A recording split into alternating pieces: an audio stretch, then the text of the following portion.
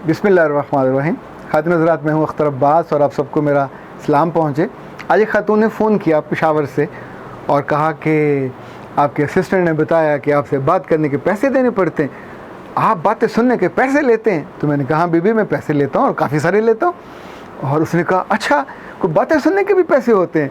तो मैंने कहा जब आप डॉक्टर के पास जाते हो और अपने गम और दुख सुनाते हो या बीमारी का बताते हो तो उसको तो बीमारी दूर कर देनी चाहिए, वो आपसे पैसे नहीं लेता।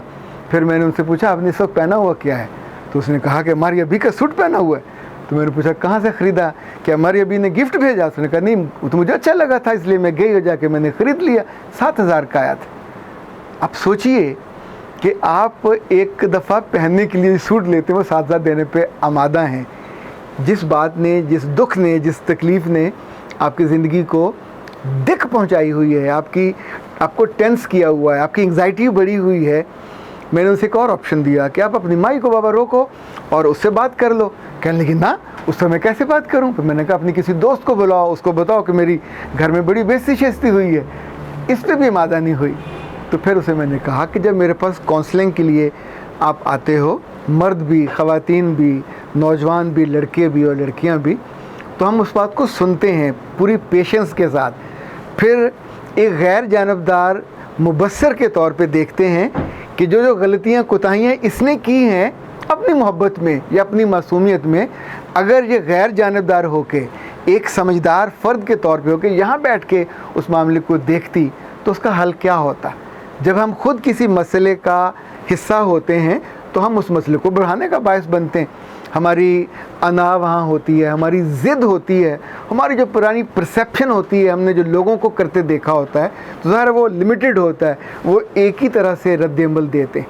पर whenever you are with the counsellor, he is always there with the solution, जो आपकी ज़िंदगी को हल देता है, आसानी देता है। अगर बिल्कुल हल ना भी निकले तो भी कोई ऐसा वे आउट ज़रूर निकलता है जहाँ आपकी रूह का कैथारसिस होता है। इसीलिए हम आपसे बात करते हैं, आपकी बातें सुनते हैं, सुबह 10 बजे से लेके रात 10 बजे तक। तो मेरी तो जान पे बन जाती है इतनी देर बातें सुनने पर। माशाल्लाह जब आपकी बातें हम सुनते हैं, उनका हल बताते हैं, तो इतनी सारी दुआएं मिलती हैं, ढेर सारी। तो ज़ाहिर है वो एक अज़ाफ़ा है, फ़ीस के अलावा वो एक अज़ाफ़ी आमदनी है और वो मेरे लिए तो बहुत काबिल कदर होती है। आज का सवाल है जी अम्मारा इमरान का। वो कहती हैं सर मेरे शौहर एकदम से बदल गए हैं, माशाल्लाह कहूँ कि ला हौल वला कहूँ, हर काम में दिलचस्पी लेने लग गए हैं, खुसूसन मुझ पे मेहरबान हो गए हैं, मैं क्या करूँ? खातिन हज़रात, जब इस तरह के सवाल आते हैं तो यकीन माने कभी कभी तो मैं अपने ऑफिस में बैठा यानी खिलखिला के हंस पड़ता हूँ। हम क्या लोग हैं, यानी दुखी हों तो नाराज़ हैं, अब सुख मिलने लगा, आसानी होने लगी, राहत होने लगी, तो भी यकीन नहीं आता कि ये मेरे साथ हो सकता है। तो क्या कहीं कोई स्टाम्प पेपर आपने लिखा हुआ कहीं पढ़ा है, कहीं रखा हुआ है कि सारी उम्र आपके साथ वो सलूक होगा जो आप नहीं चाहते?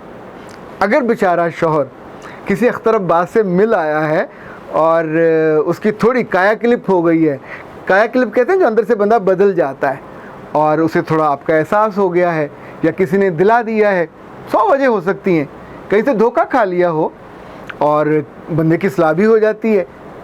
ये दो तो बड़ी मेजर वजूहात हैं। पर अब आप उसको खुश दिली से कबूल करने, सेलिब्रेट करने और उसको वार्म वेलकम करने की बजाय, देखिए एक बंदा बाहर से आए ना अस्सलाम वालेकुम, तो वो जवाबी तो करता है कि आप कहें बिस्मिल्लाह वालेकुम अस्सलाम वरहमतुल्लाह, बिस्मिल्लाह कैसे हो, क्या हाल है, घर वाले कैसे, और आप आगे से जवाब दें वालेकुम सलाम, फिर आ गए। तो अब उसके बाद वो तो कुछ चीज़ उठा के आपके सर पे मारेगा। ख़वातीन आमतौर पे यही करती हैं। कल तो लड़के गए थे, अब बड़े खुश अखलाक बने फिरते हो। अभी 2 दिन पहले तो तुमने मुझे गालियाँ निकाली थी, मुझे सूट लेके नहीं दिया था, मेरे साथ ये किया था, मेरी माँ को छोड़ने नहीं गया। सो उनके पास they have a long list जो ज़िंदगी की खुशी कम करने वाली लिस्ट होती है, वो बहुत लंबी होती है और उसी को वो हर वक्त देखती, पढ़ती, सोचती हैं। इतना तो वो शॉपिंग लिस्ट को भी नहीं देखती जितनी उस खुशी को कम करने वाली लिस्ट को देखती हैं। तो इस खातून से, अम्मारा इनका नाम है। बीबी एक बात और भी आपको बता दूं, पर इसका मैं जो मुलख्खस है वो आखिर में बताऊंगा। मेरे एक दोस्त हैं, सलीम उनका नाम है, मोहम्मद सलीम। आखिर में जो लगाते वो आपको मैं नहीं बता रहा। एक दिन मेरे पास आए तो चेहरे पे अजीब नूर की किरणें फूट रही हों, इतने मुतमईन के चलते हुए उनके पाँव ज़मीन पे नहीं लग रहे थे। तो मैंने पूछा क्या हुआ? कहने लगे अल्हम्दुलिल्लाह मैंने किया है जो मेरे ख्वाब में था, जो मेरे ख्याल में था, जिससे मेरी खुशी जुड़ी हुई थी। तो मैंने कहा पता तो चले। कहने लगे अपनी बीवी के अकाउंट में आज मैंने 70 लाख रुपया डाला है और एक नई गाड़ी लेके घर छोड़ के आया हूँ। तो मैंने पूछा ये अचानक इतनी मेहरबानी क्यों? देखिए इंसान को इंसाफ पसंद होना चाहिए। जब उसे पता चलेगा कि मैंने नई शादी की है और अपनी बीवी को गाड़ी लेके दी है और घर भी लेके दिया है तो बेवजह दुखी होगी। सो उस दुख को अभी से मैंने रोकने का इंतज़ाम किया है। इंसाफ पसंद तो आपका भाई बहुत पुराना है, सो मैं पूरा इंसाफ और अदल करके आया हूँ। अच्छा, जब वो बता रहा था अपनी उस हरकत को दलील देने की और एलेबोरेट करने की, तो मैं सोच रहा था कि उसकी जो पहले वाली बीवी है वो भी असल में बड़ी खुश होगी कि मेरा मियाँ बड़े दिनों बाद मेहरबान हुआ है और उसने जाके वो स्लिप वहाँ रखी जिसमें उसके अकाउंट में पैसे जमा कराए थे और नई गाड़ी घर के गैराज में खड़ी हुई थी। मुमकिन है लेके कहीं होटल पे भी गया हो, थोड़ा मान का शान का भी किया हो और बहुत इजहार मोहब्बत भी किया हो। ये तीसरी सूरत होती है अगर मियाँ कभी अचानक मेहरबान हो जाए और वाफर मिकदार में दौलत लुटाने लगे और वाफर मिकदार में तोहफे तहाइफ लाने लगे, तो बहुत मुमकिन है मियाँ साहब के दिल में कुछ और हो, कुछ और कर चुके हों या करने वाले हों।